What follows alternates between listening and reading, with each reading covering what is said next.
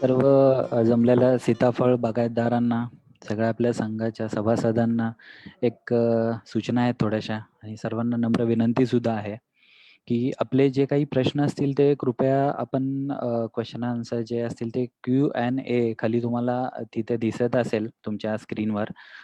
तिथेच तुम्ही तुमचे प्रश्न टाकावेत. त्याच्यानंतर तुम्हाला जर काही सजेशन्स असतील स्पीकरसाठी तर तुम्ही चॅट बॉक्समध्ये टाकू शकता. जेव्हा तुम्हाला प्रश्न विचारायचे आहेत, तेव्हा तुम्ही हँड रेज करून ते प्रश्न विचारू शकता. कृपया चॅट बॉक्समध्ये कुणीही प्रश्न विचारू नये, ही नम्र विनंती आहे. तर आपण आता आज चालू करूया आपण ह्या आजच्या वेबिनारला. मी बोंडे साहेबांना विनंती करतो की बोंडे साहेब आपण आजच्या वक्त्यांचं ओळख करून द्यावी. धन्यवाद. बोंडे साहेब. सीताफळ शुक्रवार म्हणून डिक्लेअर केला आहे आणि त्याप्रमाणे आपले दर शुक्रवारी वेबिनार होत आहेत.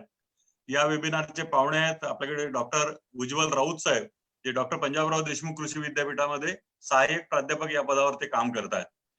सीताफळामध्ये त्यांचा प्रदीर्घ अनुभव आहे. प्रोडक्शन टेक्नॉलॉजी मध्ये साहेबांनी बरंच काम तिथे केलेलं आहे. याशिवाय डॉक्टर उज्ज्वल राऊत साहेब विद्यार्थी घडवण्याचं पण काम करतायत. त्यांनी 15 MSc च्या विद्यार्थ्यांना आतापर्यंत गाईड केलाय. त्यांना विशेष म्हणजे त्यांना बेस्ट टीचरचा अवॉर्ड सुद्धा मिळालेला आहे. त्यांना काही अवॉर्ड ICAR कडून अवॉर्ड त्यांना मिळालेले आहे. आणि अशा एक सीताफळातला प्रदीर्घ अनुभव असलेले साहेब आज आपल्यासोबत संवाद साधत आहेत. आणि हा वेबिनार किसान संवादच्या माध्यमातून आपण दर शुक्रवारी घेतोय. आणि किसान संवादच्यासाठी म्हणून आज दीपकजी, प्राचीजी, निलेशजी आहे, तसं विशाल मुरकुडेजी पण आपल्यासोबत हजर आहेत. यासोबतच माननीय जयंतराव महल्ले साहेब, जे संचालक फलोत्पादन राहिलेले आहेत, ते सुद्धा आजच्या वेबिनारसाठी हजर आहेत. मी सर्वांचं स्वागत करतो आणि डॉक्टर राऊत साहेबांना विनंती करतो की त्यांनी त्यांचं स्पीच चालू करावं. धन्यवाद. मी राऊत साहेबांना विनंती करतो की सर अनम्यूट करता येईल तुम्हाला? येस, धन्यवाद. राऊत साहेब चालू करू शकतो आपण. शेअर करतो सर स्क्रीन. हो चालेल.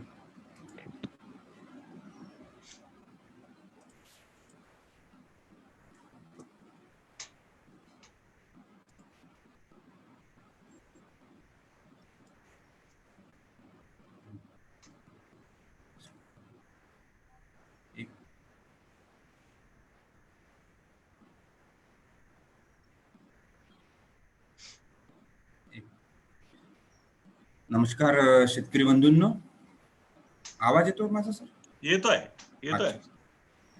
मी सर्वप्रथम अगोदर सीताफळ महासंघ याचा अत्यंत आभारी आहे की आजचा जो वेबिनार आहे अत्यंत नवीन विषय सीताफळ फुलांची रचना व फळधारणा यावर आयोजित केलेला आहे. सोबतच या संघाचे अध्यक्ष आदरणीय शांभू गट्टानी, तसेच सचिव बोंडे साहेब व इतर पदाधिकारी यांच्याशी मी बरेचदा सीताफळाच्या बाबतीत बँगलोर असेल, अकोला असेल, वाशिमच्या नियोजन हॉलमध्ये आम्ही सीताफळाच्या बाबतीत बरेच प्रशिक्षण घेतलेले आहे. आणि आजचा विषय अध्यक्ष साहेबांनी, गट्टानी साहेबांनी मला आवर्जून सांगितलं होते की आपण सीताफळांची फुलाची रचना व फळधारणा या 2 विषयावर थोडं बोलूया. ते बोलले किचकट विषय आहे. म्हटलं आपण किचकट विषय आहे, परंतु सीताफळ पीक सोपं व्हायसाठी असे किचकट विषय आता हाताळणं गरजेचं आहे. आणि या माध्यमातून आजचा हा विषय होता सीताफळ फुलांची रचना व फळधारणा. तर सर्व उपस्थित मान्य आदरणीय शेतकरी बंधू, तसेच इथे जयंतराव महल्ले साहेब सुद्धा आज या वेबिनारसाठी जॉईन झालेले आहे, त्यांचंही मी इथं स्वागत करतो. तर आपल्या या विषयाला आज सुरुवात करूया. सर्वप्रथम पार्श्वभूमी अशी आहे सीताफळ लागवडीची की विदर्भ आणि महाराष्ट्राचा विचार केला तर अत्यंत अनियमित स्थिती आहे पावसाची. आणि त्याचबरोबर आहारासोबत आता सामाजिक आणि सांस्कृतिक आर्थिक बाबतीत या फळपिकाला अत्यंत महत्व आलेलं आहे. जागतिक स्तरावर फळ उत्पादन भारताचा एक दुसरा क्रमांक लागतो आणि दुष्काळात सुद्धा उत्पन्न देणारे या कोरडू पिकास आता वाव आलेला आहे. आणि सीताफळाच्या माध्यमातून, प्रक्रिया उद्योगाच्या माध्यमातून आपण आता सीताफळात चांगली एक झेप घेतलेली आहे. आणि त्यासोबतच संघ सोबत असल्यामुळे अत्यंत चांगल्या परिस्थितीमध्ये तांत्रिक पद्धतीने आपण आता सीताफळाची शेती करत लागलो आणि अशा पद्धतीमध्ये ज्या अल्प उत्पादक शेतकरी आहेत, ज्यांच्या जमिनी शुष्क आहेत, भाग किंवा पाण्याची उपलब्धता कमी आहे, त्यासाठी एक चांगला उपाय म्हणून आज सीताफळाकडे आपण बघतोय. आणि अशा परिस्थितीमध्ये आता उत्पादन घेत आहोत आपण, परंतु उत्पादन वाढीसाठी साहजिकच सीताफळात फुलधारणा व फळधारणा अभ्यासाची गरज यासाठी आहे की आता नवीन उत्कृष्ट जातीची निवड शेतकऱ्यांना करायची आहे. बऱ्याच जाती राहुरी कृषी विद्यापीठ असेल, परभणी कृषी विद्यापीठ असेल किंवा बालानगर ही आपली एक जात आहे जी सर्व ठिकाणी लागवड होते. विविध जातीचा संग्रह करून त्या जातीची ओळख पटवणे सुद्धा गरजेचं आहे आणि उत्पादनासोबत सीताफळाची प्रत वाढवणे, गुणवत्ता टिकवणे आणि यासोबतच फुलधारणा आणि फळधारणेच्या वेळेस योग्य नियोजन करणे या बाबी अत्यंत महत्वाच्या आहेत. त्याकरिता फुलधारणा आणि फळधारणा याची अभ्यास आता शेतकरी बांधवांना असणं गरजेचं आहे.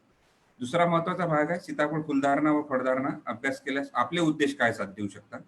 तर आपल्याला एक साहजिकच ह्या ज्या दोन गोष्टी आहेत ज्यावर आपलं उत्पादन आहे ते गुणवत्तापूर्वक उत्पादनास आपल्याला चालना देता येऊ शकते आणि लागवड तंत्रज्ञान जे आपल्याला सीताफळात विकसित करायचं आहे ते करू शकतो. आणि सीताफळ फुल आणि फुलधारणेच्या वेळेस जो कालावधी आहे त्यामुळे गुणवत्तापूर्ण उत्पादनास आपल्याला वाव देता येईल आणि बहार घेताना योग्य नियोजन करणे अत्यंत गरजेचं आहे. आता साहजिक शेतकरी सीताफळात सुद्धा थोडासा 2 बहाराच्या दृष्टीने विचार करायला लागलेला आहे आणि या संदर्भातून फुल व फळधारणेला पूरक नियोजनाला आपल्याला चालना देता येईल. महाराष्ट्राचा विचार केल्यास आणि भारताचा विचार केल्यास आपण सार्वत्रिक ठिकाणी अशा लागवडीचा आता एरिया वाढलेला आहे. ह्या काही विकसित जाती आहेत सीताफळामध्ये, बालानगर असेल, फुले जानकी असेल, अर्का सहान असेल आणि सोबतच आपण ज्याला हनुमान फळ म्हणतो अॅनोना ॲटोमिया असेल, अॅनोना रेटिक्युलाटा, ह्या विविध जाती सीताफळाच्या आहेत आणि ह्या सीताफळ लागवड करणाऱ्या शेतकऱ्यांना साहजिकच माहिती आहे, त्यामध्ये मी जास्त वेळ घेणार नाही. हा महत्वाचा विषय आहे. हे इथं एक लक्षात येईल आपल्याला की सीताफळामध्ये आपण जे आता फुलधारणा म्हणतो यामध्ये रामफळ असेल, लक्ष्मण फळ असेल आणि सीताफळ असेल. जरी फुलांचा आकार थोड्याफार प्रमाणात छोटा मोठा होऊ शकतो, परंतु केरळ किंवा आपण ज्याला दक्षिण भारत म्हणतो तिकडे सोरसूप नावाची जी लागवड होते सीताफळवर्गीय पिकाची, त्याचा आपण बघितलं तर फुलाचा आकार वेगळा येतो, चेरी मोयाचा वेगळा होतो आणि पॉन्ड ॲपल, म्हणजे आपल्याकडे सध्या पॉन्ड ॲपलची लागवड होत नाही, परंतु सीताफळ, रामफळ, लक्ष्मण फळ आणि चेरी मोया याची लागवड प्रामुख्याने होते. याची हे फुलं कसे असतात हे याच्या स्लाइडमध्ये दाखवलेलं आहे. आता सर्वात महत्वाचा भाग आहे की सीताफळ फुलधारणा व फळधारणाची स्थिती काय आहे. साधारणतः लागवडीनंतर आपल्याला 4 वर्षानंतर सीताफळाला फळधारणा सुरू होते आणि प्रामुख्याने सुप्तावस्था संपल्यानंतर जुन्या फांदीवर नवीन फांद्यांची वाढ होऊन त्यावर फुलधारणा होते. साहजिकच अशा फळपिकात छाटणी केली आणि त्यावर जे फांद्या येतात नवीन, त्यामध्ये फुलधारणा चांगल्या प्रकारे होते आणि नवीन फुटवे आल्यानंतर त्यावर फुलधारणा होत असल्यामुळे पावसाळ्याच्या सुरुवातीला पोषक वातावरण तयार होऊन घंटीच्या आकाराची जी फुले आहेत ते आपल्याला सीताफळात दिसून येतात आणि एकाच वेळी गुच्छाने फुले येतात किंवा 2 ते 3 फुले फांदीवर येतात. आता फुलधारणा झाल्यानंतर साहजिकच फुलधारणा ही सकाळी 35 ते 38 या कालावधीत व दुपारी 2:30 ते 35 या कालावधीत परागीकरणासाठी फुले तयार असतात सीताफळात. हे प्रामुख्याने अत्यंत गरजेचं आहे आणि अति आर्द्रता असल्यास फुले उमलण्यास जास्त काळ लागतो आणि परागकणाची जी कार्यक्षमता आहे सीताफळ फुलात ती आहे साधारणतः 50 ते 80%. अशा परिस्थितीमध्ये जर आपण फुलांची रचना बघितली तर मी अगोदरच तुम्हाला सांगितली घंटी आकाराची फुले सीताफळावर्गीय पिकात दिसतात. या स्लाइड मधून आपल्याला लक्षात येईल की मधला जो भाग आहे ज्याला कार्पेल आपण म्हणतो, जो गुच्छ आपण स्टिग्मा म्हणतो, तो स्टिग्मा आणि बाजूला ज्या पाकळ्या आहेत, या पाकळ्या संरक्षण करतात या स्टिग्म्याचं आणि सोबत पोलन ग्रेन्स असतात, पुंकेसर आणि आपण ज्याला स्त्री केसर किंवा स्त्री बीजांड म्हणतो. आणि या माध्यमातून जेव्हा फळधारणा होते तेव्हा प्रत्येक ओव्हिल पासून आपल्याला एक बी आणि त्यावर ओव्हिल आणि कार्पेल तयार होऊन याची फळधारणा होत असते. असं हे विशिष्ट प्रकारचं फळ असल्यामुळे आणि आकर्षक कलर नसल्यामुळे साहजिकच परागीकरणात बऱ्याच अडचणी येतात. याचं एक कारण असं आहे की हे सीताफळ फुलांची व फळांची रचना आपण जर बघितली यामध्ये लक्षात येईल आपल्या की हा जो ड्राय ब्राऊन स्टिग्मा आपण मधात पहिली जी फिगर 3 बघत असाल किंवा फिगर 2 बघत असाल, त्याच्यामुळे आपण फळधारणेसाठी किंवा परागीकरणासाठी फुल तयार झालेले असते आणि परागीकरण झाल्यानंतर प्रत्येक ओव्हिल स्टिग्मा ज्याचा आपण म्हणतो की अंडकोश आहे, या अंडकोशापासून आपल्याला फळधारणा झालेली असते. तर अशा परिस्थितीमध्ये डायकोगॅमी नेचर ज्याला आपण म्हणतो, या डायकोगॅमी नेचरमुळे साहजिकच या फुलात फळधारणा होत असताना बऱ्याचशा अडचणी निर्माण होत असतात. अशा परिस्थितीमध्ये एक लक्षात घ्यायचं आपल्याला की विकसनशील फुलात गर्भधारणा होण्यासाठी 70% कमी आर्द्रता असल्यास अडथळा निर्माण होतो. याचा अर्थ असा आहे की जर आपण पावसाळ्याच्या सुरुवातीला जेव्हा फळधारणा होत असते किंवा फुलधारणा होत असते, त्यावेळेस साहजिकच 70% कमी आर्द्रता म्हणजेच 80% आर्द्रता आणि साहजिकच 24 डिग्री सेंटीग्रेड तापमान जर आपल्याकडे असेल तर फार चांगल्या प्रकारे फुलधारणा आणि फळधारणा सीताफळामध्ये आपल्याला पाहायला भेटते. आणि याचा आकर्षक रंग नसल्यामुळे आणि मी अगोदर सांगितल्याप्रमाणे डायकोगॅमी नेचर असल्यामुळे असून पाकळ्या यामध्ये एकाधिक अंडाशय असतात आणि या फुलधारणेच्या वेळेस पुष्पकोशातील ज्या पाकळ्या आहेत ज्या आपल्याला प्रजोत्पादन करण्यासाठी, ज्याला आपण स्टिग्मा म्हणतो, कुक्षी आणि जायांग, ह्या ज्या अवयवाचे संरक्षणाचे काम ज्याला गायनोशिम आपण म्हणतो, अशा वेळेस सीताफळाच्या परागीभवनासाठी आकर्षित करण्याचे प्रदले काम करतात. परंतु हे प्रदले आकर्षक नसल्यामुळे फळधारणा कमी प्रमाणात आढळून येते आणि पॉलिनेशन होत नाही. अशा वेळेस स्टेमन म्हणजेच केशरदल किंवा परागकोश किंवा परागकोशात असंख्य परागकण असतात आणि सोबतच स्टिग्मा आणि रिसेप्टिव्हिटी असली, कीजमंडल ज्याला आपण म्हणतो, तरच आपल्याला फळधारणेकडे आपण योग्य प्रमाणात चांगली फळधारणा आपल्याला भेटू शकतो. यामध्ये सीताफळ फुलात घंटी पद्धतीची मी तुम्हाला पहिलेच अगोदर सांगितल्याप्रमाणे फुले असतात आणि यामध्ये ओहरी ज्याला आपण किंजपूट म्हणतो, बरेच बीजक पिरियांड म्हणजे ओहरी, त्याच्यापासून पूर्ण फळधारणा होते आणि गर्भकोश किंवा भ्रूणस्थल ज्याला एम्ब्रिओ सॅक असं म्हणतात, अगोदर मी तुम्हाला जे डायग्राम दाखवली त्यामधून आपल्याला लक्षात येईल. अशा प्रकारे द्विलिंगी पद्धतीचे ज्याला आपण हर्मॅफ्रोडाइट म्हणतो, केसर मंडल व किजमंडल ही दोन्ही मंडळी एकाच फुलात असतात आणि यालाच आपण हर्मॅफ्रोडाइट फ्लावर म्हणजेच बायसेक्शुअल फ्लावर असा आपण शब्द ऐकला असेल. द्विभक्तलिंगी उभयलिंगी फुलधारणा ज्याला आपण म्हणतो त्या प्रकारची फुलधारणा सीताफळामध्ये आढळून येते. आणि अशा परिस्थितीमध्ये जेव्हा आपल्याला फलधारणा किंवा फुलधारणा अपेक्षित पाहिजे तेव्हा सीताफळात सकाळच्या वेळेस बरेच शेतकरी बांधव स्वपरागीकरण किंवा हस्तपरागीकरणाची जे कार्यक्रम आहे ते राबवत आहोत. आणि कालच भट्टाणी साहेबांनी माझ्याशी चर्चा करताना सांगितले की आता परागीकरणाच्या माध्यमातून लोक हस्तपरागीकरण करून आता फळधारणा वाढवत आहे. याचं एक कारण असं आहे की जर आपण परागीकरण करत असू तर यामध्ये साहजिकच 44 ते 60% फळधारणा अपेक्षित असते. आणि यामध्ये जेव्हा मी तुम्हाला सांगितले की परपरागीकरण होत नसल्यामुळे डायकोगॅमी नेचर आहे फुलांचं, तर कृत्रिम पद्धतीमध्ये काही जातीमध्ये परागीकरण करतात. अर्का सहान ही जी जात आहे IIHR बँगलोर यांनी विकसित केलेली, त्यामध्ये सुद्धा परागीकरणाची अत्यंत आवश्यकता आहे. आणि सकाळच्या वेळेस मऊ ब्रशद्वारे परागीकरण करावे. अशा परागीकरणातील सायंकाळच्या वेळेस परागकण जमा करावे. आणि हे महत्वाचे आहे, अपरिपक्व फुलातून परागकण घेतल्यास फळधारणा कमी प्रमाणात आढळून येते. आणि पिवळसर पडलेल्या फुलातून परागकण जमा करून परागीकरण केल्यास 44 ते 60% फळधारणा अपेक्षित आहे. सीताफळात फुलधारणेनंतर फुले उमलण्याच्या अगोदर म्हणजे ज्याला आपण स्टिग्मा म्हणतो, हा 1 दिवस अगोदर फळधारणीकरता तयार असतो. त्यामुळे अशा स्थितीत 2 ते 4 तासात फुल उमलल्यानंतर परागीकरण होणे सुद्धा गरजेचं आहे. यावरून असं लक्षात येते की अगोदरच्या दिवशी आपल्याला परागकण जमा करायचे आहेत सायंकाळच्या वेळेस आणि दुसऱ्या दिवशी सकाळी किंवा दुपारच्या वेळेस जेव्हा फूल उमललेलं असेल तेव्हा आपल्याला परागीकरण करायचं आहे. या माध्यमातून परागीकरण जर आपण करत असू तर साहजिकच 60% फळधारणा आपल्याला सीताफळ पिकात अपेक्षित आहे. ह्या अशा प्रकारचे हे जे आता आपल्याला फोटो दाखवलेला आहे यामध्ये फुलांची निवड व फळधारणा. परागीकरण केल्यानंतर आपण बाजूचा जर एक फोटो बघितला तर त्यामध्ये आतमधल्या फुलांना सुद्धा फार चांगल्या प्रकारे फुलधारणा होऊन फळांची साईज सुद्धा वाढलेली आहे.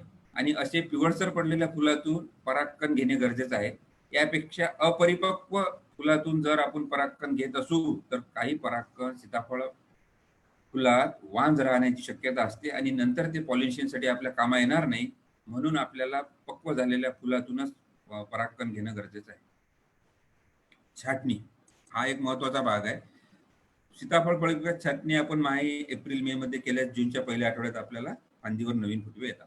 यामध्ये असं लक्षात येते आपल्या की जे संजीवक आहेत आपण जेव्हा छाटणी करतो तेव्हा साहजिकच जे शेंड्यावर असणारे संजीवक ऑक्सिन आणि कार्बोहायड्रेट्स हे साहजिकच खालच्या दिशेने येतात आणि सुप्तावस्थेत असलेले जे डोळे आहेत ते डोळे जागृत अवस्थेत येऊन आपल्याला नवीन फुटवे येतात आणि नवीन फुटवे आल्यानंतर त्यावर नवीन फुटलेल्या फांद्यांवर आपल्याला फळधारणा आणि फुलधारणा अपेक्षित असते.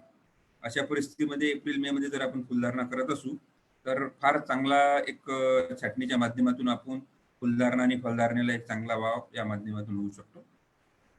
आता फळधारणेच्या स्थितीची अवस्था जी आहे त्यामध्ये एक लक्षात घ्यायचं आपल्याला की मे मध्ये आपण छाटणी केली मे मध्येच आपल्याला झाड सुप्तावस्थेत आहे आणि सुप्तावस्थेतल्या झाडाला मे मध्ये छाटणी केल्यानंतर म्हणजे झाड डिसेंबर पासूनच सुप्तावस्थेत जाते. त्यामध्ये सुप्तावस्थेत गेल्या रेस्टिंग पिरियड ज्याला आपण म्हणतो, त्यामुळे सर्व अन्नरसाचा साठा झाडात असतो. आपण एप्रिल किंवा मे मध्ये छाटणी केल्यानंतर जे नवीन फांदे येतात त्या नवीन फांद्यावर गुच्छात किंवा 1 ते 5, 1 ते 2 किंवा 3-4 फुलधारणा एका एका फांदीवर झालेली असते. ही जी अवस्था आहे ही अवस्था मे मध्ये तयार होते झाडात. आणि ही अवस्था मे मध्ये तयार होत असताना एप्रिल मेच्या अगोदर जर आपण एप्रिल किंवा मे मध्ये छाटणी केली तर नवीन फांद्या येतात आणि नवीन फांद्यावरच आपल्याला फुलधारणा मिळते.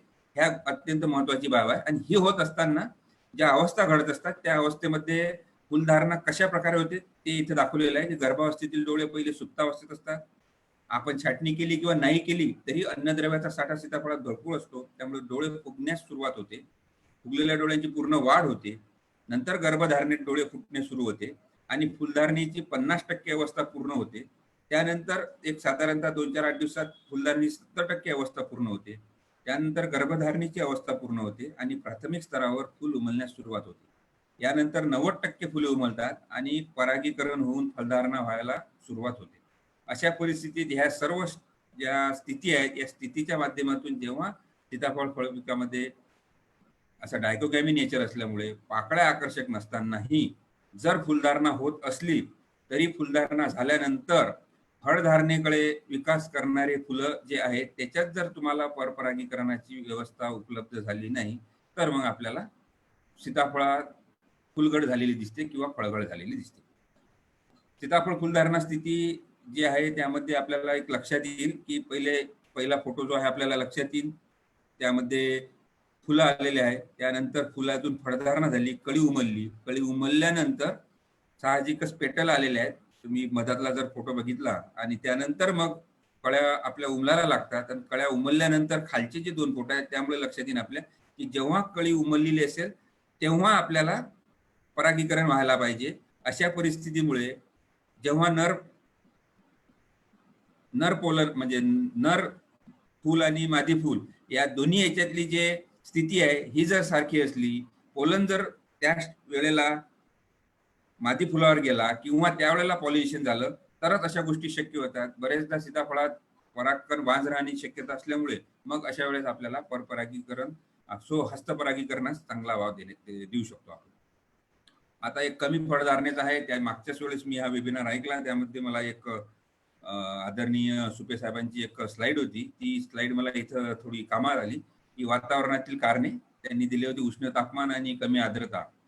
तर 24 डिग्री सेंटीग्रेडच्या वर जर तापमान आपलं गेलं आणि आर्द्रता 70%च्या खाली असली, टक्क्याच्या खाली असली म्हणजे 80% आर्द्रता आणि 23 डिग्री सेंटीग्रेड 23 ते 24 डिग्री सेंटीग्रेड तापमान जर असेल तर सीताफळात फार उत्तमरित्या फळधारणा होते. जमिनीतील पाण्याचा ताण जो आहे साहजिकच डिसेंबर नंतर ऑनवर्ड आपण झाड सुप्तावस्थेत जाते आणि मार्च एप्रिल मे नंतर जर जून जुलैमध्ये पावसाळा कमी झाला किंवा पावसाचा खंड पडला तर मग त्याचा विपरीत परिणाम फुलधारणा व फळधारणेवर होतो. आंतरिक कारणे आहेत. वाढीतील विविध अवस्थेतील चढाओढ असते. परागकणातील निर्जीवपणा मी अगोदर सांगितल्याप्रमाणे वांस परागकण राहतात आणि परागकणांची कमी उगम क्षमता व्हायबिलिटी ज्याला आपण म्हणतो ती सीताफळ फळपिकात सीताफळांच्या परागकणात कमी असते फुलांच्या.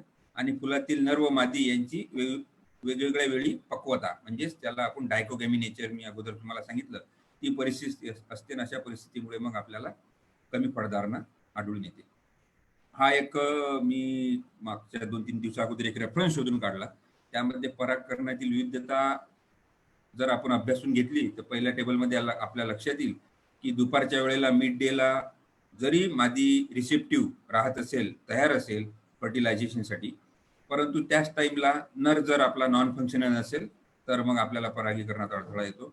सकाळच्या टाइमला जरी मादी आपला फिमेल फ्लावर ज्याला आपण म्हणतो मादी फुल जरी रिसेप्टिव्ह असेल, तयार असेल परागीकरणासाठी, परंतु पोलन शेडिंग झालेला असतो त्या टाइमला. म्हणजे ही जी विपरीत परिस्थिती आहे, विपरीत परिस्थिती सीताफळात प्रामुख्याने आढळून येते. आणि अशा परिस्थितीमुळे आपण कधी कधी म्हणतो की एक हनुमान फळ किंवा सीताफळांची एकत्र लागवड करा किंवा आर्द्रता फुलधारणेच्या वेळेस आणि फळधारणेच्या वेळेस जर आपण आर्द्रता टिकून ठेवली तर साहजिकच आर्द्रता आणि तापमान या दोन्ही गोष्टीचा जर विचार केला आणि हा जो इंटरनल फॅक्टर आपण इथं बघत आहे की रिसेप्टिव्ह फिमेल आणि नॉन फंक्शनल मेल किंवा रिसेप्टिव्ह फिमेल पण पोलन शेडिंग झालेले असतील तर साहजिकच फळधारणा आणि फुलधारणेत आपल्याला अडचणी निर्माण होतात. मी 2-3 दिवस अगोदर कट्टाणी साहेबांशी बोललो तेव्हा माझ्या असं लक्षात आलं की साहजिकच सीताफळ फळपिकात पॉलिनायझर म्हणून कोण काम करत असेल तर हा बिटल ज्याला आपण म्हणतो कार्पोफायलस हा एक बिटल आहे. हा बिटल परागीकरणास मदत करतो. परंतु आपल्या इकडे जर असा विचार केला की आपण पॉलिनेशन किंवा परागीकरण व्हायला पाहिजे, हर्मॅफ्रोडाइट फ्लावर ज्याला मी म्हटलं तुम्हाला बायोसेक्शुअल आहे, प्रोटोगायनी आणि डायकोगॅनी म्हणजे घंटी पद्धतीने फुलधारणा असल्यामुळे आणि मादी फुल व नर फुलांची पक्वत डायकोगॅमी नेचर असल्यामुळे पॉलिनेशन साहजिकच कमी होते. आणि याला विविध कारणे असे आहेत की विंड पॉलिनेशन या फळपिकात होत नाही. वाऱ्याच्या द्वारे परागकणाचा वजन जास्त असल्यामुळे साहजिकच हे परागकण हवेद्वारे एका फुलावरून दुसऱ्या फुलावर जाऊ शकत नाही. बिटल ज्याला आपण म्हणतो, हा न्यूट्युलाइट बिटल जो आहे हा परागीकरणासाठी मदत करतो. हा एक रेफरन्स सापडलेला आहे. आणि आर्द्रता हे 70% वर आपल्याला पाहिजे. आणि टेम्परेचर ज्याला तापमान म्हणतो आपण, ते तापमान सुद्धा 24 डिग्री सेंटीग्रेडच्या वर जायला नको. तेव्हाच आपल्याला परागीकरणाची आणि पॉलिनेशनची आणि फळधारणेची स्थिती आपल्याला मिळू शकते. हे परागीकरणासाठी जो न्यूट्युलाइट बिटल आहे त्याचे हे फोटो दाखवलेला आहे मी इथे. हे दुसरी परिस्थिती आहे, फुल उमलण्याची स्थिती. यामध्ये ह्या जो साईडचा फोटो आहे यामध्ये 5 फुलांची स्थिती दाखवलेली आहे. परंतु जे दुसरी म्हणजे 4 नंबरचं फुल आणि 5 नंबरचं फुल, तर 4 नंबरचं फुलाच्या पाकळ्या जेव्हा आपल्याला दिसतात उघडलेल्या आहेत तेव्हा आपल्याला पॉलिनेशन व्हायने गरजेचं आहे. आणि त्याच वेळेस तुमचं पॉलिनेशन झालं तर आपली फर्टिलायझेशन झाल्यानंतर फळधारणेची स्थिती आपल्याला मिळू शकते. ह्याच्यामध्ये दाखवलेलं आहे स्टेमन ही फुलांची स्थिती आहे. पिस्टिल आणि स्टेमन्स एकाच फुलावर असल्यामुळे फळधारणा होत असताना स्टेमन आणि पिस्टिल मध्ये पोलन ग्रेन्स व्हायबल असले तरच ही स्थिती आपल्याला इथे मिळू शकते. ही फळधारणेची स्थिती दिलेली आहे. फुलं धारणा झालेली आहे. फुलधारणानंतर फळधारणा होत असताना विकास प्रत्येक फळपिकात रामफळ असेल, हनुमान फळ असेल, सीताफळ असेल, स्थिती थोडीफार वेगळी असू शकते. परंतु डायकोगॅमी नेचर हे तिन्ही फळपिकात आढळून आल्यामुळे म्हणजे सीताफळ वर्गीय पिकातच हे नेचर असल्यामुळे साहजिकच सर्वच फळपिकामध्ये ही स्थिती आपल्याला आढळून येते. आता सीताफळाच्या वेळेस जेव्हा फुलधारणा आणि फळधारणा आपल्याला घ्यायची आहे, उत्तम प्रकारे फळधारणा घ्यायची आहे, तर यामध्ये वातावरणाचा जर आपण विचार केला तर हवामानात पावसाचा जून महिन्यात जर पावसाचा खंड असला तर फुलधारणा फळधारणा यावर विपरीत परिणाम होतो. आणि साधारणतः मग अशा वेळेस सीताफळ पिकात खंड जर आला तर 2 ते 3% पेक्षा जास्त फळधारणा आपल्याला आढळून येत नाही. आणि नवीन फांदीवर फळधारणा येत असल्यामुळे साहजिकच ते वातावरण पोषक नसल्यामुळे आपल्याला फळधारणेत फार अडचणी निर्माण होतात. पावसाचा जर आपण विचार केला तर हवामानातील आर्द्रता 80% व तापमान 25 डिग्री सेंटीग्रेड मी मगाशी सांगितल्याप्रमाणे फुलधारणासाठी योग्य आहे. आणि जून जुलैमध्ये जर सतत पाऊस असेल तर फळगळ व परागीकरण यावर विपरीत परिणाम होतो. आणि ऑगस्ट किंवा 15 सप्टेंबर मध्ये 15 डिग्री सेंटीग्रेडच्या कमी तापमान घसरल्यास फळे आपले टणक होऊन अपरिपक्व राहतात. आणि जून जुलै दरम्यान वादळी पाऊस झाल्यास सुद्धा फळगळ होते. आणि सप्टेंबर महिन्यात जर आपला अति पाऊस झाला आणि तेव्हा फळवाढीस असते आणि तेव्हा अन्नरसाची मात्रा जर आपण फळधारणाच्या वेळेस भेटली नाही तर मग आपली फळे तडकतात. पावसाचा फळधारणेच्या वेळेसचा खंड पडल्यास अन्नरस तयार करण्याचे प्रमाण कमी होते फळपिकात या. आणि अनियमित पाऊस व अति पाऊस जर आपल्या वेळेस सीताफळाच्या फळधारणेस होत असेल तर यामध्ये सीताफळातील पुंकेसर व स्त्री बीजांड एकाच वेळी तयार होत नाही व स्वपराग सिंचन ज्याला आपण सेल्फ पॉलिनेशन म्हणतो असं परिस्थिती सीताफळात येत नाही. आणि मग वांस परागकणामुळे सुद्धा आपल्याला फळधारणा कमी प्रमाणात आढळून येते. तापमानाचा जर आपण विचार केला साधारणतः 20 ते 30 डिग्री सेंटीग्रेड 30 डिग्री सेंटीग्रेड असल्यास फळांची वाढ चांगली होते. याचा अर्थ असा आहे की 20 डिग्री सेंटीग्रेडच्या कमी व 30 डिग्री सेंटीग्रेडच्या वर तापमान गेल्यास आपल्याला फळ उत्पादनावर परिणाम होऊ शकतो. कमी आर्द्रता असल्यास वातावरणातील तापमानात वाढ झाल्यास परागीकरण फरक पडतो. आणि अति थंड हवामान व सतत 2 ते 3 दिवस धुके असले तरी झाडावर आपला विपरीत परिणाम दिसून येतो. आणि माहे डिसेंबर नंतर जर आपला अवकाळी पाऊस आला तर पुढील वर्षी सुप्तावस्था सोडून जून जुलै ऑनसेट ऑफ मान्सून ज्याला आपण म्हणतो की फुलधारणा आणि फळधारणेची परिस्थिती येते, ही परिस्थिती साहजिकच आपल्याला कमी प्रमाणात आढळून येते.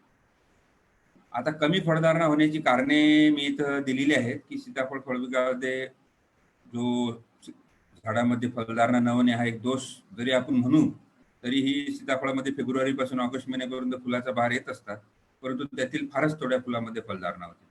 मग अशा नैसर्गिक फळधारणा पाऊस पडल्यानंतर म्हणजे जून महिन्यात सुरू होतो आणि साहजिकच 20 ते 30% नैसर्गिक फळधारणा होते. यामध्ये आपण जर हस्तपरागीकरण करत असू तर साहजिकच याच्या डबल आपल्याला 40 ते 60% पर्यंत फळधारणा आपल्याला चांगल्या प्रकारे मिळू शकते. आणि अशा परिस्थितीमुळे कमी फळधारणा होत असताना मी अगोदर सांगितल्याप्रमाणे पुंकेसर आणि स्त्री बीजांड एकाच वेळी तयार होत नाही आणि त्यामुळे मग फळधारणा होत नाही. तर यामध्ये एक आणखीन महत्वाची बाब मला इथं सांगायची आहे की या सीताफळ फुलांना वास आणि आकर्षक रंग नाही आणि म्हणून पराग सिंचनासाठी मदत करणारे कीटक जे आहेत, निट्युलाइट जो मी बिटल दाखवला तो सोडून दुसरं कोणत्याही प्रकारचे पॉलिनायझरचं काम इथं होत नाही. आणि मग अशा वेळेस पराग सिंचन मधमाशीच्या पेट्या जर आपण ठेवल्या त्यामुळे आपण परागीकरण वाढवू शकतो. आणि ज्या भागात अशी परिस्थिती आली असेल की सीताफळामध्ये मे मध्ये फुलधारणा होत असेल, परंतु जून महिना याच्या ऑनसेट ऑफ मान्सून जर पाण्याची कमतरता असली आणि वातावरण निर्मिती नसली तर मग आपली फळधारणा फुले गळून पडण्याची शक्यता असते. तर अशा वेळेस साहजिकच 10 ppm तीव्रतेचे NA या संजीवकाची जर द्रावणाची आपण फवारणी केली तर आपल्याला चांगले रिझल्ट या माध्यमातून भेटू शकतात फळधारणेच्या माध्यमातून. ही एक परिस्थिती इथे दाखवलेली आहे की रिसेप्टिव्ह फिमेल स्टेज आणि मेल स्टेज म्हणजे पेटल वाईड ओपन जी आहे फॉल डाऊन इथे लिहिलेलं आहे असं. तर याचा अर्थ हा आहे की रिसेप्टिव्ह फिमेल स्टेज आणि मेल स्टेज आणि प्लेटल स्प्लिटिंग जे ह्या 3 स्टेज आपल्याला जिथे हस्तपरागीकरण करायचं आहे त्यावेळेस आपल्याला ह्या स्थिती माहीत असणं गरजेचं आहे की कोणत्या स्थितीमध्ये रिसेप्टिव्ह फिमेल स्टेजमध्येच आपल्याला पोलन कुठून कलेक्ट करायचे आहेत, मेल स्टेजमध्ये पोलन कुठून कलेक्ट करायचे आहेत. ह्या जो दुसरा पहिल्या ह्याच्यातला जो मेल स्टेज दाखवलेला आहे तेव्हा आपल्याला साहजिकच तिथून परागकण कलेक्ट करायचे आहेत आणि रिसेप्टिव्ह फिमेल स्टेज जी आहे ही दुसऱ्या दिवशी जेव्हा आपण पॉलिनेशन करत असू हस्तपरागीकरण तेव्हा आपल्याला ही स्थिती असणे गरजेचं आहे. ह्याची स्थिती इथे दाखवलेली आहे. वळण व छाटणी मी अगोदर सांगितलेलं आहे की सीताफळ फळपिकात जर आपण छाटणीवर थोडंसं चांगलं नियंत्रण जर घेत असू, चांगला सूर्यप्रकाश, चांगली आर्द्रता आणि उत्तम पाऊस जर आपल्याला होत असेल इरेटिक रेनफॉल तर अशा पद्धतीची वळण व छाटणी जर आपण सीताफळ फळपिकात अवलंबली आणि या प्रकारची जर आकार आपला असला सीताफळ फळपिकाचा साहजिकच आपण फुलधारणा व फलधारणेला चांगला वाव मिळू शकतो.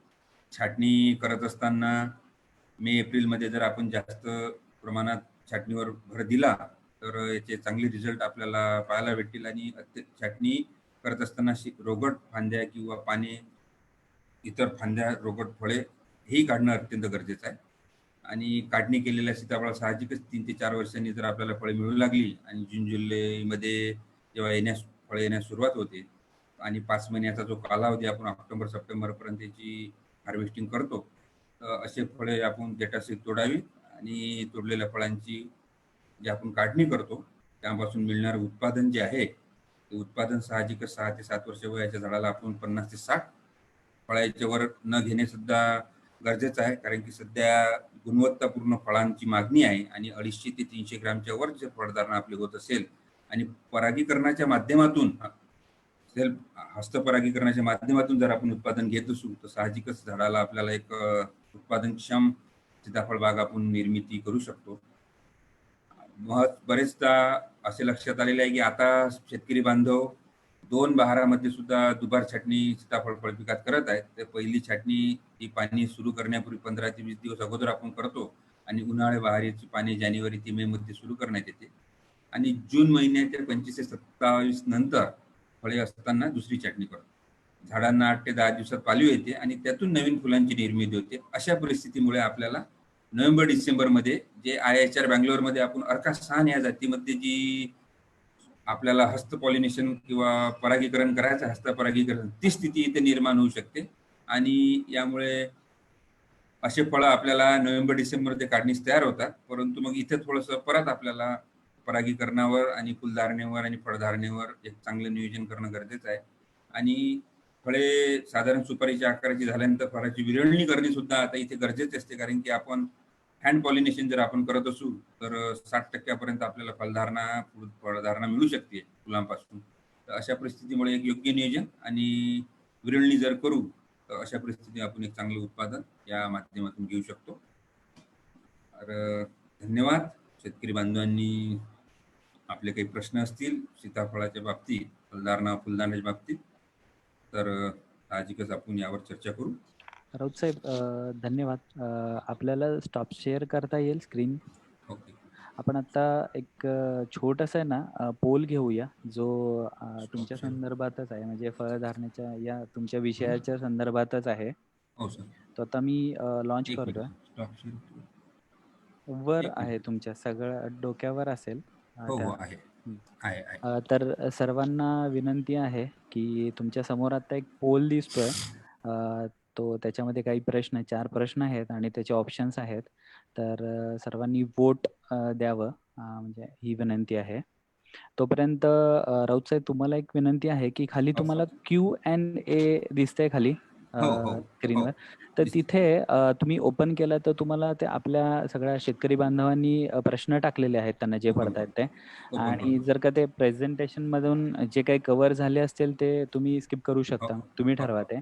आणि ओके. मग तुम्हाला एक-एक प्रश्न आपण घेऊया आता. चालेल तोपर्यंत आपल्या शेतकरी बांधव वोटिंग पण करतील त्या पोलला आणि हो हो. आपण त्याचा रिझल्ट दाखवूया. तो सुद्धा हो मग तुम्हाला उपयोगी पडेल बोलण्यासाठी. चालेल.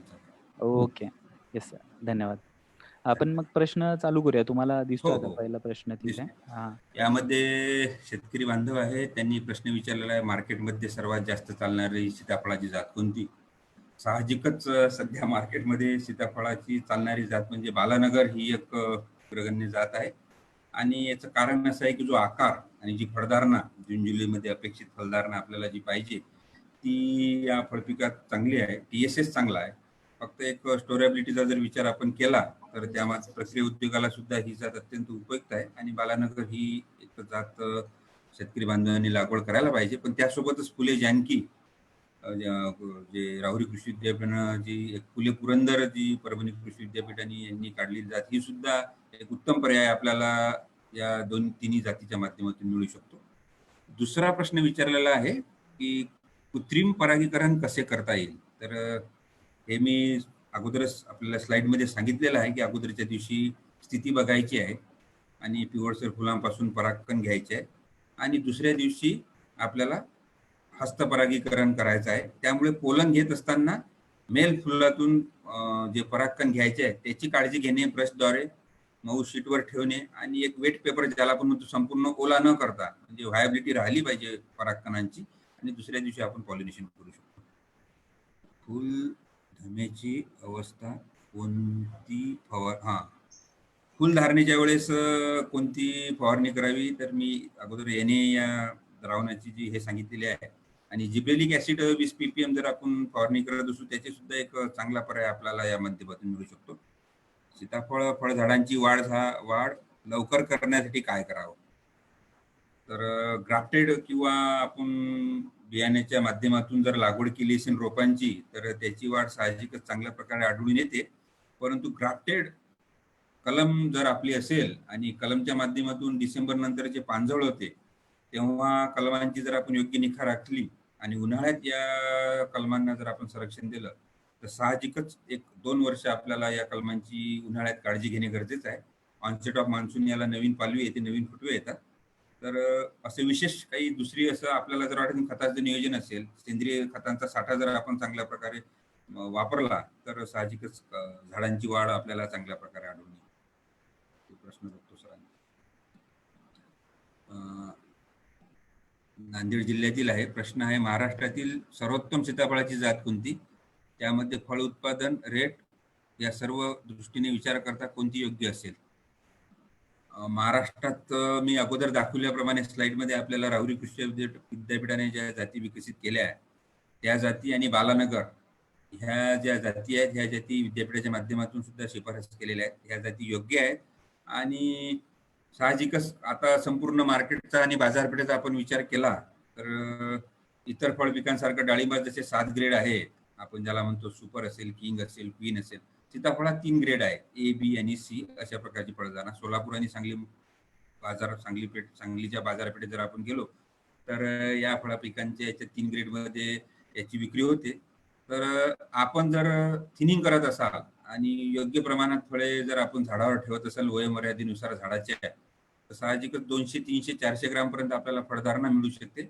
आणि अशी फळधारणा जर आपण ठेवली तर चांगल्या फळ पिकांना बाजारपेठ आपल्याला कुठेही उपलब्ध होऊ शकते. एक परत प्रश्न आहे एक दीपक फक्त सर. पुढच्या प्रश्नाकडे जाण्यापूर्वी मी एक आता जो आपण पोल घेतला त्याचे हो, हो. रिझल्ट्स जे आहेत ते शेअर करतो आणि तुम्हाला जर का बघता येईल तर समोर सीताफळ या पिकात किती टक्के फळधारणा होते. हो. 61% लोकांनी सांगितलंय की 10 ते 20.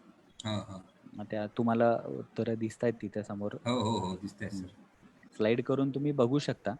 हो, हो. ठीक आहे. तोपर्यंत वाचतो आपण आहे आपण. ना पुढचे जो प्रश्न आहे ना आपण त्यांना अनम्यूट करूया. हो, म्हणजे हो. त्यांना डायरेक्ट सुद्धा त्यांना बोलता येईल. हो, हो, हो.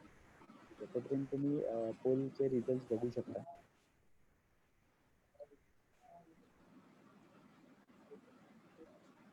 मी उदयनशी प्रकाशन अनम्यूट केलेलं आहे. कुलकर्णी साहेब तुम्हाला स्वतःला अनम्यूट करून प्रश्न विचारता येईल. कुलकर्णी साहेब आहात तुम्ही? ठीक आहे. तुम्ही लाईव्ह आन्सर देऊ शकता राऊत साहेब. हो. एक. उदयनशी प्रकाशांचा प्रश्न आहे त्याला उत्तर देऊ शकता. हो, हे क्लोज करू का सर? हा ते क्लोज करा साहेब चालेल. हो, हो, काही हो, हरकत नाही. हो. आणखी डॉक्टर सर यू एक कॅन हिअर मी. हा हा, हो सर. हो. हो. माझे 2 प्रश्न आहेत. बोला sir. What are factors responsible for fruit size हो. Considering seeded custard apple? अच्छा. सर एक चांगला प्रश्न आहे. साहजिकच साईजच्या माध्यमातून साईज वाढवण्यासाठी सीताफळात अशी फार काही मोठी कसरत करणे आपल्याला गरजेचं नाही आहे. कारण की एक जिब्रेलिक ऍसिड हा जो घटक आहे हा घटक बियात असतो आणि बियाच्या माध्यमातून जेव्हा फळं विकसित होत असते तेव्हा सेल डिव्हिजन आणि सेल मल्टिप्लिकेशन या जिब्रेलिक ऍसिडच्या माध्यमातून होत असते. आणि सीताफळामध्ये आपण ज्याला म्हणतो की प्रत्येक ठिकाणी जी पेरिकार्प आहे आणि पेरिकार्प मध्ये प्रत्येक ठिकाणी बी आहे. त्यामुळे साईज वाढवण्याच्या माध्यमातून जे जिब्रेलिक ऍसिडचा सोर्स पाहिजे असतो तो या बियाच्या माध्यमातून सीताफळ फळिकात मिळत असतो. सर आपल्याला माझा फक्त सीताफळ. हो सर. सर माझा मी हॉर्टिकल्चर मध्ये गेले 52 वर्ष आहे. हो सर. हो. सगळ्यात महत्वाचं काय आहे की सगळ्या पिकामध्ये हो. रेस्ट पिरियड मध्ये तुम्ही सॉइल फर्टिलिटी मॅनेजमेंट आणि न्यूट्रिशन मॅनेजमेंट काय करता हो. त्याच्यावरती सिंक आणि सोर्स सोर्सचा विषय आहे हो. हो. नाही का?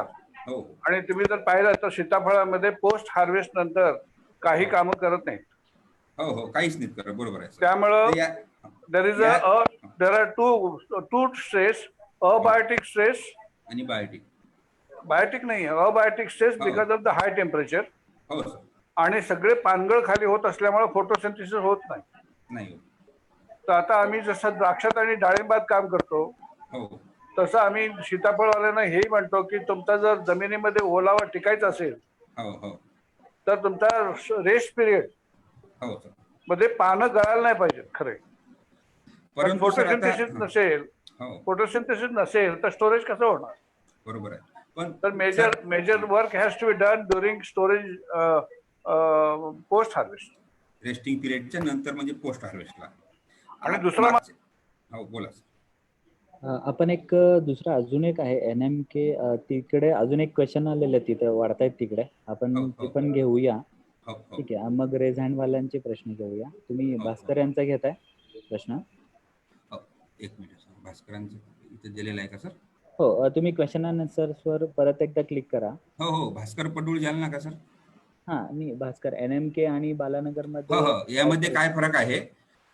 तर सर यामध्ये दोन्ही फळपिकांच्या माध्यमातून साईजच्या माध्यमात दोन्ही फळपिके सारखे आहेत आणि परंतु NMK ही जी जात आहे म्हणजे फळधारणेला ही बालानगरच्या थोडी लेट उशिरा येते आणि उशिरा असल्यामुळे हिची साठवणूक क्षमता 2 ते 3 दिवस TSS चा रेशो त्यामध्ये थोडा जास्त असल्यामुळे साठवणूक क्षमता 2 ते 3 दिवस जास्त आहे. त्यामुळे एक्सपोर्ट मार्केटला किंवा बाहेरच्या लांबच्या ठिकाणी या जातीसाठी आपण एक चांगली निर्मिती या जातीची असू शकते.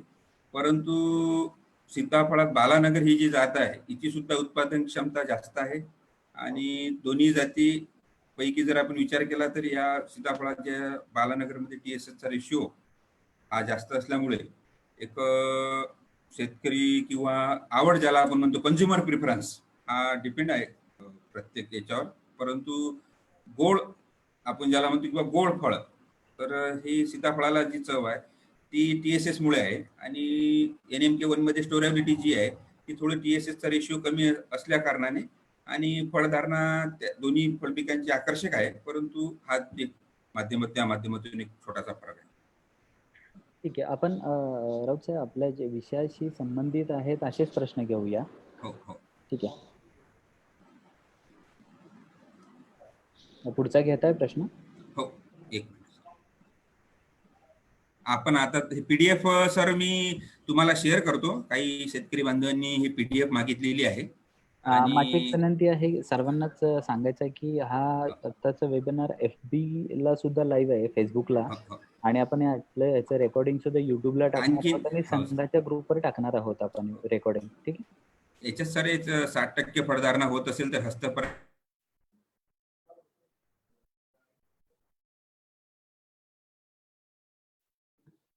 साहेब आवाज तुमचा करण्याची गरज पडते. काय हस्तपरागी 30 ते 40% फळधारणा आपल्याला तशी आढळून येते, पण हस्तपरागीकरणात फळधारणा 60% पर्यंत मिळते.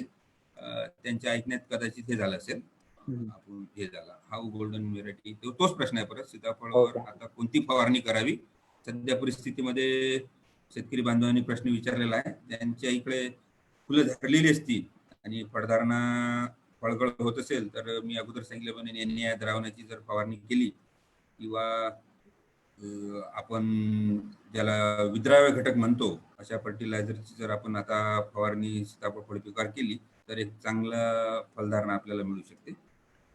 आपण आता संपलेले तिथे आपण आता हँड्रेज वाल्यांचे घेऊया. रमेश निकस साहेबांनी बऱ्याच वेळा हँड्रेज. रमेश भाऊ ओळखतो मी, बोला बोला. रमेश भाऊ तुम्ही बोलू शकता, स्वतःला अनम्यूट करा. निकस साहेब आहेत का? स्वतःला अनम्यूट करा. ठीक आहे. तोपर्यंत आपण पुढचे जे आहेत रणजित आसाबे, त्यांना मी अनम्यूट करतोय. अलाउड देतो. रणजित आहेत का? रणजित साहेब तुम्ही बोलू शकता. ज्यांनी हँड्रेज केले त्यांना 1 बाय 1 मी येस एक फर्टिगेशन शेड्यूल सर सीताफळा शेतकरी बांधवांनी विचारलेला आहे. रणजित त्यांनी आता बोलतायत सर, ते बोलतायत लाईव्ह बोलतायत आता. त्यांचा आपण लाईव्हच प्रश्न घेऊया. आसाबे साहेब बोला तुम्ही. राऊत साहेब गुड इव्हनिंग. हा गुड इव्हनिंग, बोला. मी सोलापूर जिल्ह्यातील मंगळवेढ्यामध्ये माझी 4 एकर शेतीचं म्हणजे प्लॅनिंग आहे. आता फक्त रोपं लावायचं माझं बाकी आहे. सर्व शेती वगैरे तयार आहे. शेतीकडे सध्या तर मी बिझनेस म्हणूनच बघतोय. जस्ट MBA पास आउट आहे. जॉब पण करतो. फक्त शेतीची आवड आहे आणि पाणी पण आहे, पण ऍव्हरेज पाणी आहे, जेणेकरून एक 4 एकर शेती मला हँडल होऊ शकते एवढं पाणी आहे. तर मी एक क्वेश्चन पण टाकला होता की मार्केटमध्ये जास्त चालणारी सीताफळाची जात कोणती. तर मार्केटमध्ये चालणारी कोणती जात आहे? आता मी 4 एकर सीताफळ लावणार आहे, तर कोणती जात लावायला पाहिजे? त्याला उत्तर दिलं साहेब तुम्ही. त्याला उत्तर दिलेलं आहे. दिलेलं आहे.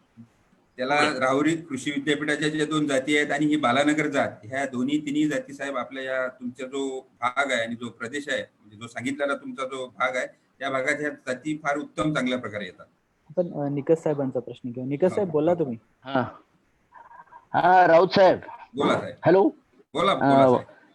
झाडावर 100-150 पेक्षा जास्त फळं लागतात, आपल्याला त्याची विरळणी करावी लागते. आपण गेली 3 वर्ष झाले आपण 50-75 फळाची तोडणी करून खाली टाकतो. इतके फळं जर लागत असताना पण सुद्धा हस्तपरागीकरणाची गरज आहे का? हस्तपरागीकरणाची गरज इतके फळं लागत असताना जरी नाही आहे निकस भाऊ, परंतु काही ठिकाणी आपण ज्याला म्हणतो इरेटिक रेनफॉल जेव्हा असतो तेव्हा डायक्टोगॅमी नेचर, मी अगोदर फुलधारणेचं तुम्हाला सांगितलं, फुलांची स्थिती तशी असल्यामुळे बऱ्याच वेळेस पॉलिनेशन होत नाही आणि काही ठिकाणी फळधारणा होत नाही. काही ठिकाणी छाटणी केली असली तर एक चांगला रिस्पॉन्स आपल्याला फळधारणेला भेटतो. परंतु सगळ्याच ठिकाणी ही आर्द्रता, ज्याला मी म्हटलं 80% वरची आर्द्रता आणि एक साधारणतः 25 डिग्री सेंटीग्रेडच्या मधील तापमान, ह्या तापमानातल्या मधातली जर आपल्याला ही जी वातावरण निर्मिती आहे ही जर भेटली नाही तर मग आपला फळधारणा फुलधारणा होत नाही. अशा वेळेस आपल्याला जर एक दुबार बहार घ्यायचा आहे किंवा त्याच बहारामध्ये आपल्याला फळं टिकवून ठेवायची आहेत आणि एका झाडापासून साहजिकच 60 ते 70 फळं मी सांगितलेले आहे. आपण मागच्या वेळेस चर्चा केली की 60 ते 70 फळांच्या वर आपल्याला जायचं नाहीये आणि 250-300 ग्रॅमच्या पर्यंतचं जर फळ आपलं येत असेल तर बाजारपेठेत अशा फळांना जास्त मागणी आहे. तुमचं 100 ग्रॅम आणि एक साधारणतः 75 आणि 80 किंवा 120 ग्रॅम पर्यंतचं फळ असेल तर याला बाजारात मागणी नाही आहे. म्हणून आपण जे विरळणी करत असाल, आणि आपण विरळणी करतो सुद्धा, पण काही ठिकाणी जिथं आपल्याला आर्द्रता निर्माण होते, जिथे इरिगेशनचे सोर्सेस चांगले आहेत किंवा कोणी आपण ज्याला हे म्हणतो म्हणजे स्प्रिंकलर सेटचा वापर काही शेतकरी बांधव करतात, अशा परिस्थितीमध्ये आर्द्रता तुम्हीच करता. हो, मीच करतो. मग अशी परिस्थिती असल्यामुळे फुलधारणा होते आणि फळगळ होत नाही आणि फुलगळी होत नाही. अशा परिस्थितीमुळे मग ह्या स्थितीला आपल्याला अनुरूप विरळणी करणे गरजेचं राहते. धन्यवाद.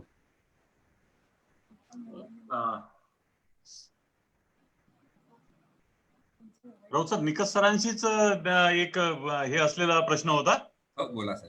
माझा प्रश्न नसून सर्वांना सांगण्यासाठी म्हणून मी बोलतोय. दीपकजी, हस्तपरागीकरणावर आपली चर्चा झाली आणि सध्या ऑन करा तुम्ही. बोंडे साहेब, काय चालू करू? व्हिडिओ तुमचा ऑन करा, सर्वांनाच तुम्हाला बघता येईल. माझा व्हिडिओ मी स्टॉप व्हिडिओ नंतर ते केलाय, पण ते तुमच्याकडून बंद आहे बहुतेक. एक मिनिट, मी आता बघा. मी नाही दिसत आहे नाही अजून. एक सेकंड, मग तुम्ही आहे ना आता दिसायला स्टार्ट व्हिडिओवर करतो. स्टार्ट व्हिडिओ करा. स्टार्ट व्हिडिओ केला मी, पण अजून नाही आलेलं चित्र. ठीक आहे, समोर येत आहे. बोला साहेब, तुम्ही बोला. व्हिडिओ होईल चालू तुमचा. बोला.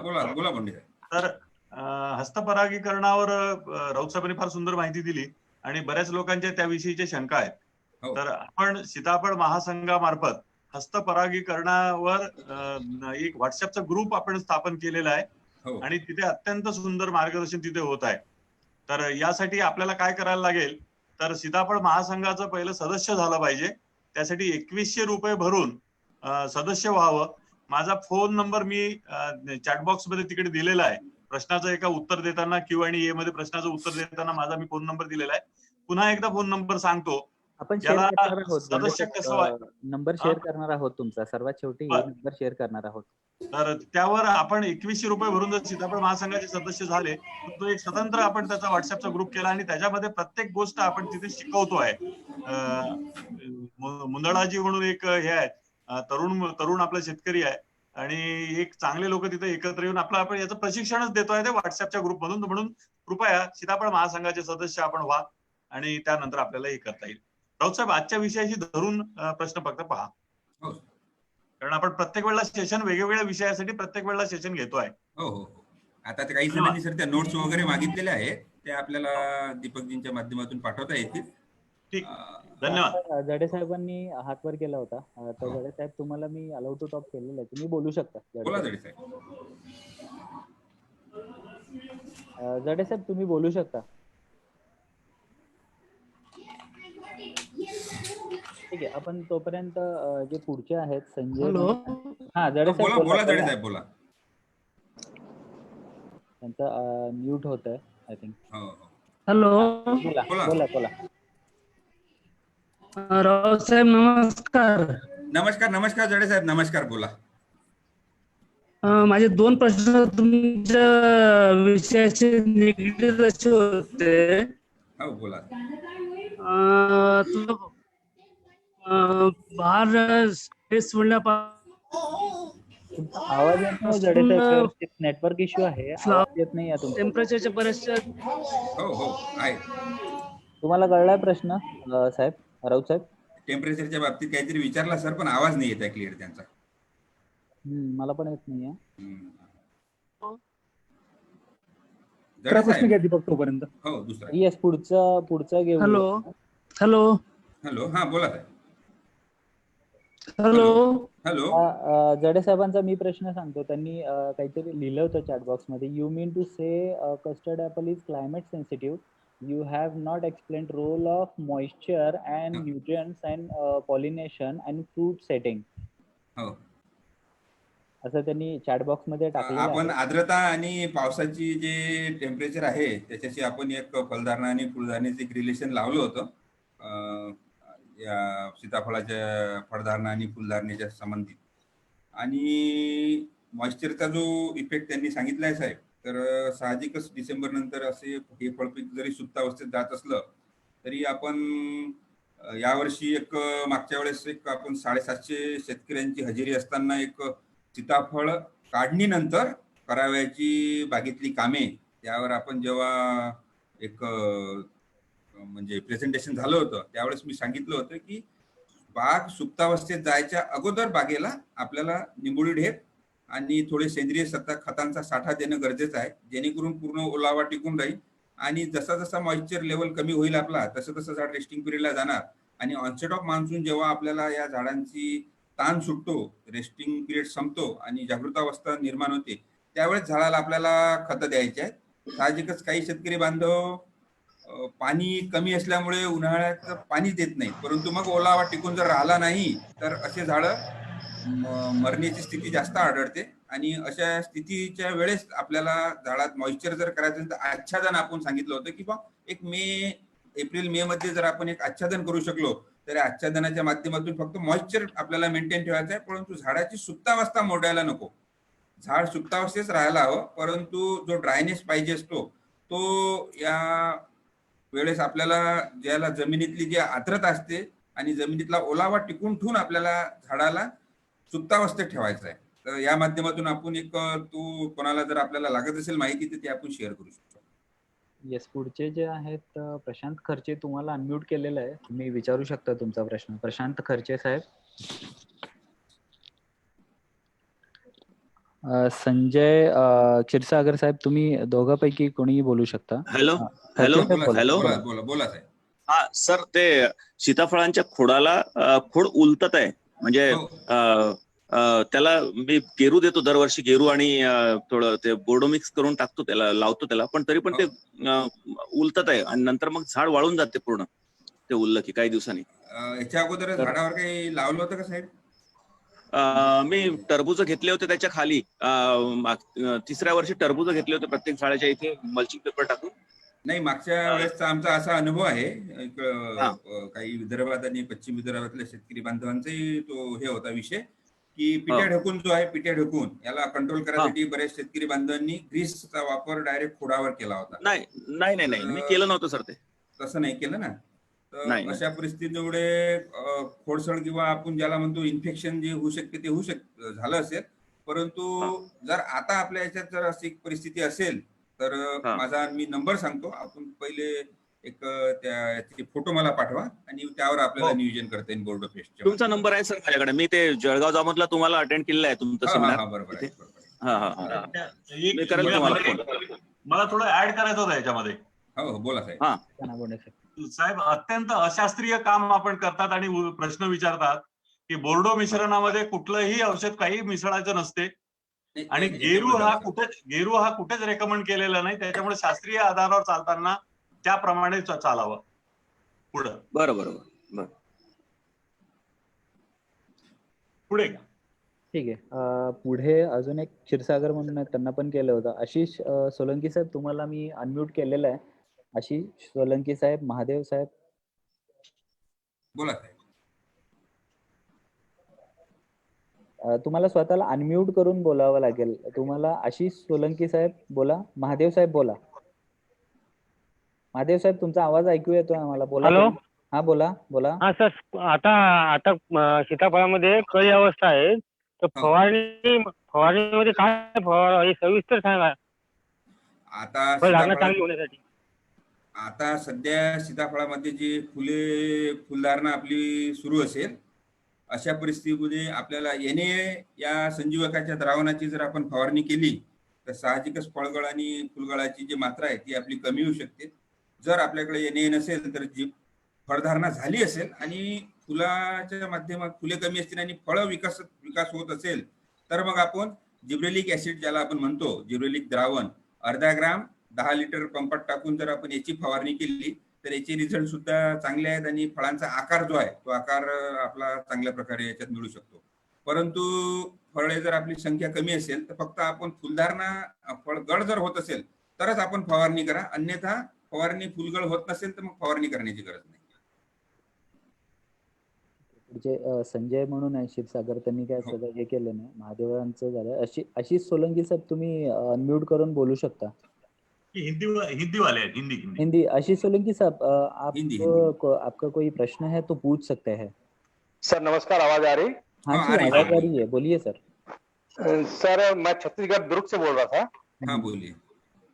सर मैंने पिछले साल भी मैंने पॉलिनेशन किया था 45,000 फूल पे, और 50% मुझे सक्सेस मिला था उस पे। कौन सी वैरायटी वैरायटी मैंने ली थी NMK1।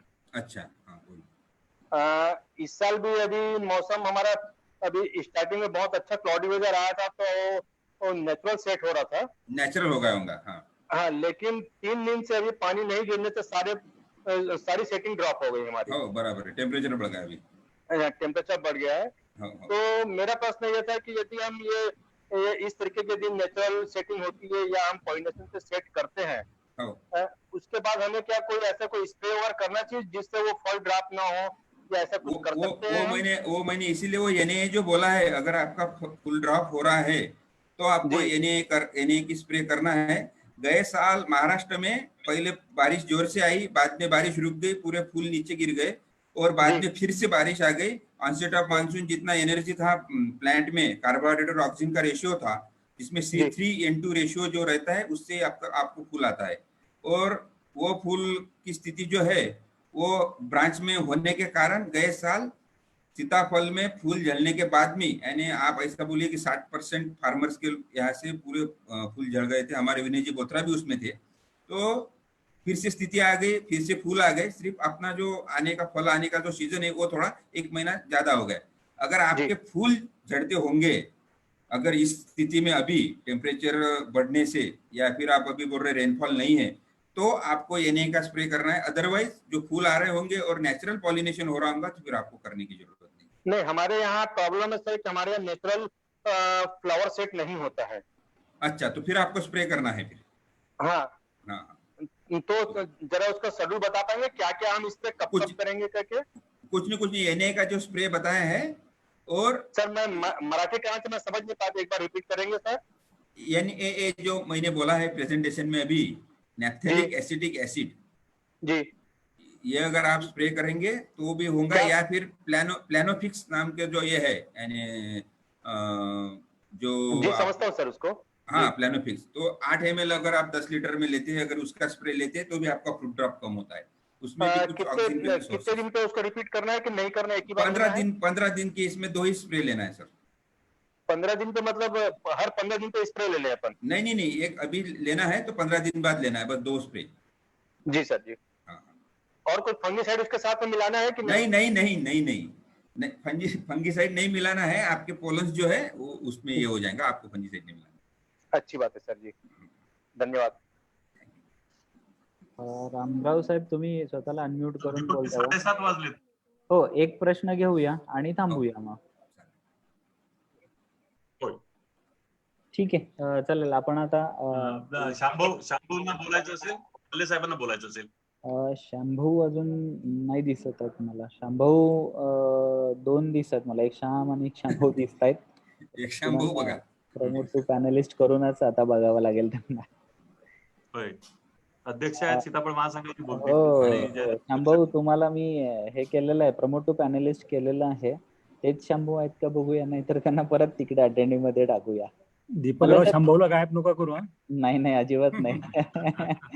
त्याचे नाव कुठल्या नावाने करतात ते कळतच नाही ते। शांभू, तुम्ही हे करता का, व्हिडिओ चालू करता तुमचा? मल्ले साहेब, तुम्ही पण व्हिडिओ ऑन करा ना आता, आपण म्हणजे शेवटच्या याला आलोय, तर एकदा समारोप होऊन जाऊ दे। नाही, काय म्हटलं दीपकराव? ते तुमचा व्हिडिओ ऑन कराल का? मल्ले साहेब व्हिडिओ ऑन करा। मल्ले साहेब, व्हिडिओ फक्त ऑन करा तुमचा। नाही, ते इकडून होत नाही। नाही, इकडनं तर तुम्हाला मी अलाउ केलेलं आहे। आता बघा, The host has asked you to start your okay. आता एकदा चेक करता? आता झालं। राऊत साहेब, अभिनंदन। नमस्कार मल्ले साहेब। नमस्कार। अत्यंत क्लिष्ट विषय आपण खूप चांगल्या सोप्या पद्धतीने समजून सांगितला। पण जे निकष सरांना जी मगा शंका होती तीच माझ्या मनामध्ये फार वेळापासून येत होती। माझा प्रश्न निकष सरांनी विचारला की दरवर्षी मी बघतो सीताफळामध्ये थिनिंगचा एक मोठा प्रश्न येतो. बरोबर आहे. आणि 3rd नंबरची किंवा 4th नंबरची जी क्वालिटी आहे ती थिनिंग मध्ये आपण काढून टाकतो.